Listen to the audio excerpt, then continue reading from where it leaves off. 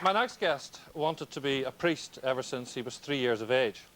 And perhaps unfortunately for the Catholic Church, he achieved his ambition and he has since become one of Ireland's most controversial clerics. He marries divorced Catholics, he counsels women who've had affairs with priests, he blesses homosexuals and condones contraception. He's very definitely, as the title of his autobiography states, a thorn in the side. Would you please welcome Father Pat Buckley. Hi, Father Pat. Nice to see you, Gerry. Nice to see you. Father Pat, I'm just lifting up the book. I would have thought that this book will cut an even deeper wedge between yourself and the Catholic Church.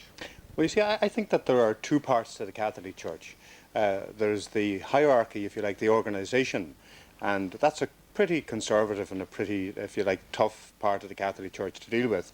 But the vast majority of people in the Catholic Church are the lay people, something like 900 million of them all over the world. And in the Catholic Church today, I think we really have two churches. We have the old conservative church, which is probably represented by the hierarchy, and a reasonably conservative pope. And then we have the underground church, I think, of which I'm one of the first manifestations in Ireland. But it's very common in countries like Germany, Holland and the United States. But what good will this book do? Who have you written this for? For the underground people? No, well, what happened actually, I gave a talk in Dublin some years ago on the need for the Catholic Church to disengage from the Irish state. And afterwards, Michael O'Brien, who is the publisher, came up and asked me did I ever think of writing a book, and I hadn't. And I thought about it for a while, and if you like, I'm a kind of a victim of the 3-minute interview and of the kind of media thing which says, well, the rebel priest. So I thought it was a good opportunity to try and say in one place, in a comprehensive way, with a little bit of humour, I hope, where I came from and what I stand for. Okay, well, throughout the book you refer to, you've already said it, that the Pope, you think that the Pope is probably the worst person, this present Pope is the worst person to be there at this particular time in the Roman Catholic Church. You talk about homosexual, talk about contraception. Really, aren't you creating, and some critics would say that you're just now creating another gospel according to St. Pat, and who really wants to hear the views of one rebel priest? Well, I mean, I think, to be honest with you, I mean, that we have the 4 Gospels there, which are the basic things that we all have to try and follow in the context of our own conscience. But, I mean, there is a lovely little poem somewhere, isn't there, about that when we all die, hopefully our lives will have been the gospel according to Pat or Gerry or Mary.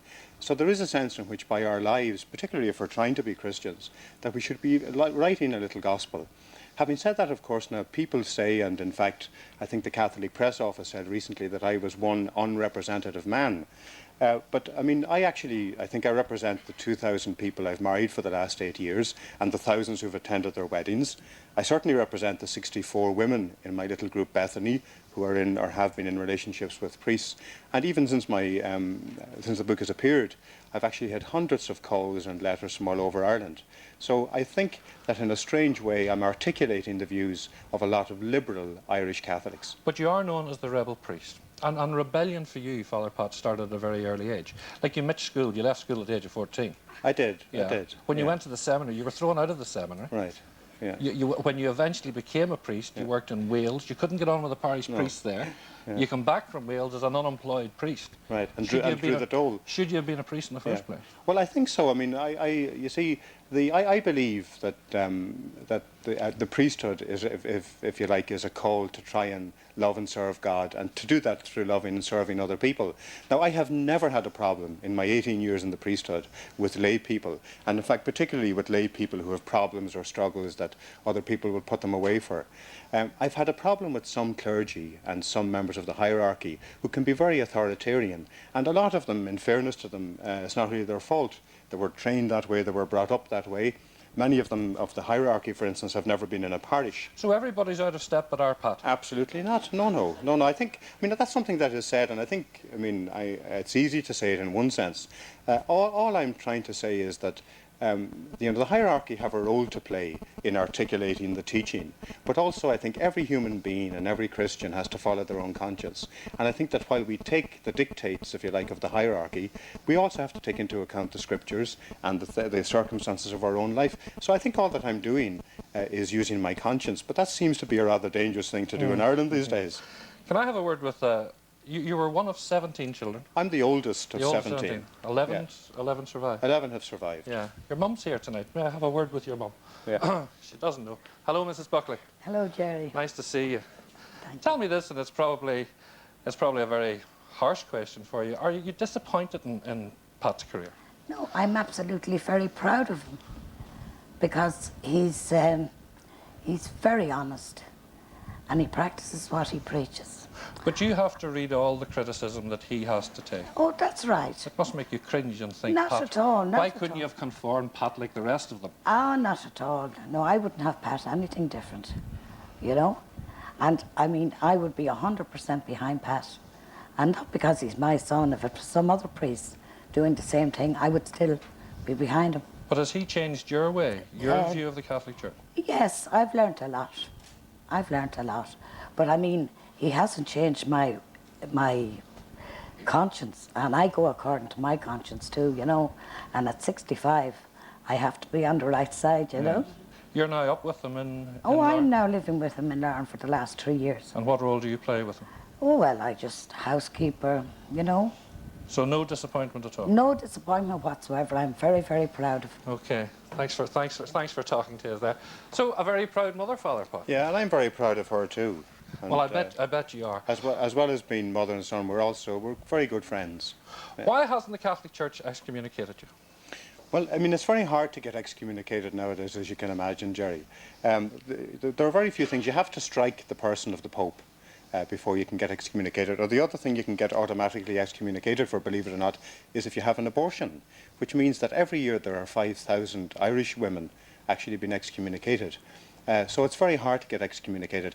It would be possible for the Church to put me on trial for heresy or something like that, and that was threatened about 2 years ago.